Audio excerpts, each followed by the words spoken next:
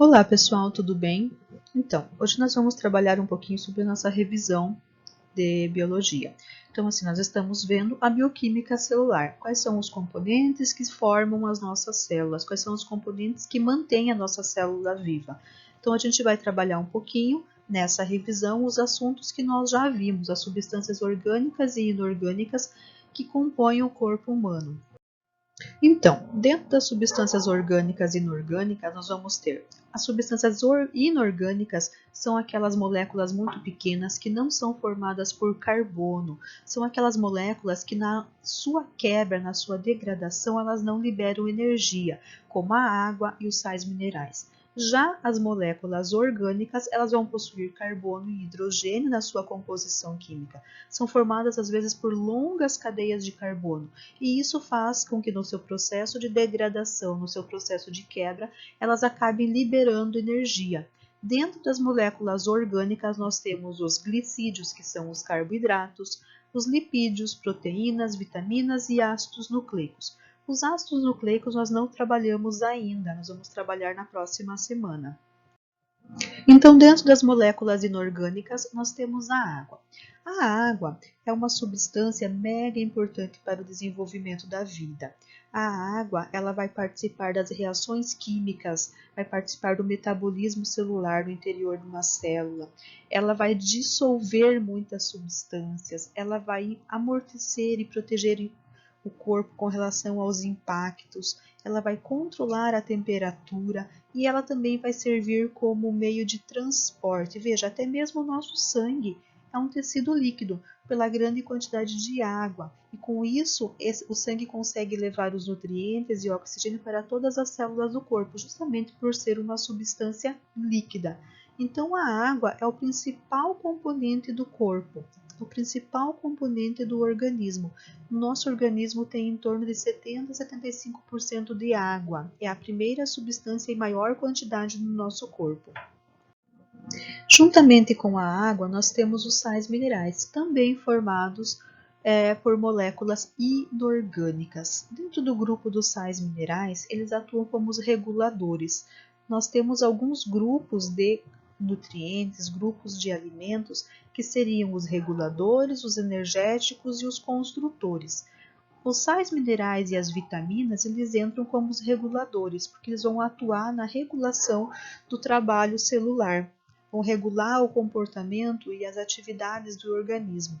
Então, nós temos alguns, por exemplo, nós temos o cálcio. O cálcio, ele vai atuar na formação dos ossos e na contração muscular. Ele vai auxiliar no processo de coagulação sanguínea. A falta de cálcio nos ossos vai desenvolver uma doença chamada de osteoporose. É uma doença em que os ossos ficam porosos, ficam muito frágeis.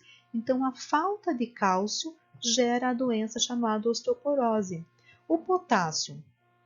O potássio, ele atua, nos impulsos nervosos através de uma bomba chamada de sódio e potássio e também através da contração muscular. Eu preciso do potássio para ter a contração muscular. O sódio, ele vai atuar na bomba de sódio e potássio juntamente com o potássio para a transmissão dos impulsos nervosos. Esse potássio e esse sódio, eles vão fazer com que haja uma regulação osmótica, a regulação da quantidade de líquido no interior de uma célula. O iodo é um hormônio que vai atuar na formação do hormônio tiroxina na glândula tireoide. Ele vai fazer com que seja atuado no metabolismo. O metabolismo celular da glândula tireoide vai liberar o hormônio tiroxina. A ausência desse hormônio tiroxina vai fazer com que haja um desequilíbrio nessa glândula, gerando o bócio, que é uma doença da glândula tireoide.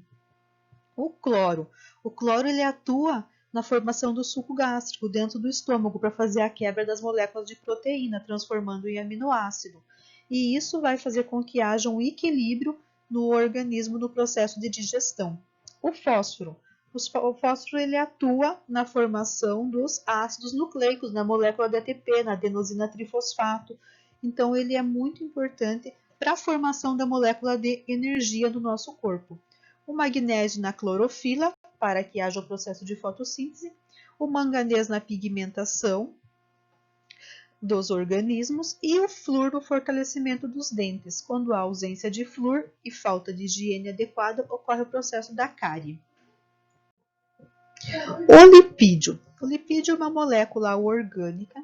Essa molécula orgânica, ela atua na liberação de energia. Então, o lipídio é um tipo de molécula que vai atuar na liberação de energia. Ele é insolúvel em água. Ele vai ser solúvel somente em alguns tipos de substâncias, normalmente derivadas de etanol e acetona. Eu vou ter a classificação dos lipídios em glicerídeos, fosfolipídios, ceras e esteroides. E para nós o que mais vai importar agora seriam as funções desses lipídios. O lipídio ele tem função estrutural, energética, isolante, térmico e elétrico e serve de proteção. Essas são as funções mais importantes dos lipídios. Então, dentro do grupo dos lipídios, então, nós não podemos esquecer do colesterol. Colesterol é um tipo de esteroide, né? É um tipo de molécula de lipídio em que eu vou ter o HDL e o LDL. O HDL é o colesterol bom, é o colesterol em que ele vai eliminar o excesso de colesterol ruim. O LDL é o colesterol ruim, é aquele que vai ser ingerido através de carnes, gorduras, normalmente de origem animal.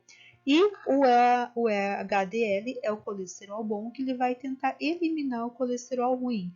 O colesterol bom, ele vai atuar também na proporção, na construção de hormônios, como o estrogênio, que é o hormônio feminino, progesterona, que é o hormônio masculino, e outros hormônios, eles vão ser o propulsor desses hormônios. E ele vai atuar também no transporte de vitaminas. Então, o colesterol bom, que é o HDL, ele é muito importante. Eu vou conseguir esse colesterol através de azeite de oliva, de verduras, sementes como as oleaginosas, o abacate. Então, tem algumas fontes de colesterol HDL que eu devo ter na minha dieta, na alimentação.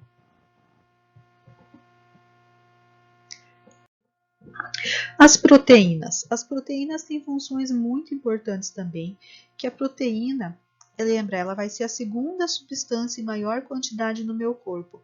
A proteína, ela tem o quê? Ela tem a função de hormônio e receptor, como é o caso da insulina. Ela tem a função de enzima, em que ela vai atuar na parte de quebra de algumas substâncias. Então, quando ela atua na parte de enzima, ela faz a quebra de proteínas, transformando-se em aminoácidos. Ela vai ter a questão de proteção, como a imunoglobulina, que são proteínas anticorpos, que são defesas do organismo. Estrutural, como colágeno e elastina, que vão dar firmeza e elasticidade para os tecidos. Na parte de contratura muscular, tá? Contração muscular, eu tenho a actina e a miosina, que vai possibilitar o deslizar de fibras musculares para ter a contração e o relaxamento. De transporte, como a hemoglobina, eu tenho lá o sangue tem o pigmento vermelho e eu tenho a formação da hemoglobina. Para formar a hemoglobina, eu preciso do sal mineral ferro. Eu preciso desse sal mineral ferro. Tendo sal mineral ferro, eu vou ter a formação da molécula de hemoglobina, que é uma proteína. Aí ele vai conseguir transportar o oxigênio e o gás carbônico. E eu vou ter também milhares de peptídeos que vão regular e sinalizar, que vai possibilitar no crescimento neural, o desenvolvimento de estruturas neurais. Então, as proteínas ainda, né, elas vão ser formadas basicamente por carbono, hidrogênio, oxigênio e nitrogênio. São esses os elementos químicos que vão formar as proteínas. Lembra que na quebra das proteínas eu vou ter os aminoácidos. Esses conjuntos de aminoácidos vão formando as proteínas. Na natureza, eu tenho apenas 20 tipos diferentes de aminoácidos. Esses aminoácidos acabam se juntando e formando as proteínas, que vai ter origem primária, secundária, terciária e quaternária. No processo de desnaturação dessas proteínas, ele altera a sua estrutura. Por exemplo, quando a clara do ovo, ele é um processo de proteína, ele é uma proteína, aquela clara é rica em proteína. Ele é transparente. Quando você faz a desnaturação, quando você coloca aquele ovo para cozinhar ou para fritar em que aquela clara fica branca, aquilo ali é um processo de desnaturação. Vou encontrar proteínas em muitos alimentos, como carne, peixes, ovos, leites, verduras, vegetais verdes escuros. Elas são importantes para a manutenção do organismo, elas são importantes para a construção de novos tecidos. Dentro do grupo dos alimentos, as proteínas são os construtores, são eles que vão construir novos tecidos. Para formar uma proteína, quimicamente falando, eu vou precisar do grupo amina, do radical e do grupo carboxila, em que vocês viram na aula passada. A outra molécula orgânica que nós temos, em que vai liberar bastante energia, é o carboidrato. O carboidrato, ele é a nossa fonte principal de energia, porque cada vez que um carboidrato ele é quebrado, ele vai liberar a glicose. E a glicose é a molécula que vai chegar até a nossa célula. É ela que vai levar, juntamente com o oxigênio lá na mitocôndria, para a produção da energia. Então, de todos os carboidratos que nós ingerimos, a glicose que vai chegar até a nossa célula para fazer o processo de liberação de energia. Então, função principal do carboidrato, energética. Dentro do grupo dos alimentos, o carboidrato é a função energética. Então, eu vou ter aqui, como função energética, então, eu vou ter o amido e o glicogênio. O amido são grandes grãozinhos vegetais, reserva vegetal, que vai ser degradado também e transformado em glicose. O glicogênio é a reserva energética animal, em que vai ficar armazenado nos músculos e no fígado.